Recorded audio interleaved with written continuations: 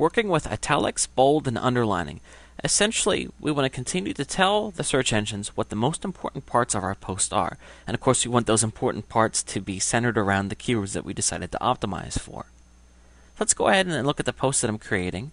We already have header tags emphasizing these lines here, but I want to go ahead and emphasize individual keywords within paragraphs as well. To do that, I can go ahead and add tags such as bold, italics, and underlining. Now we can go to the visual here and just highlight it and hit B. That's going to be bolded. Oops, I wanted to bold the P there too. We'll leave that for a second. And let's say I wanted to bold and italicize it. There we go. How does that look in the code? Just simply with a strong and an EM.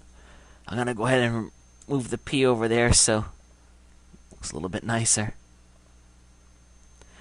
Again, you can underline it as well. The varying levels of thought on this.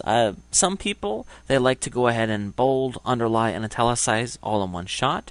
Some people just like to do one or two. It's really up to you. If you're going to do it on all three, then that's certainly going to be more emphasized than anything else. Sometimes it can be a bit overkill. A lot of times I will just do bold and italicize. The underlining, I don't use as often, but you certainly can. Again, these are just little tricks. They're not super important, but it certainly helps to optimize your page.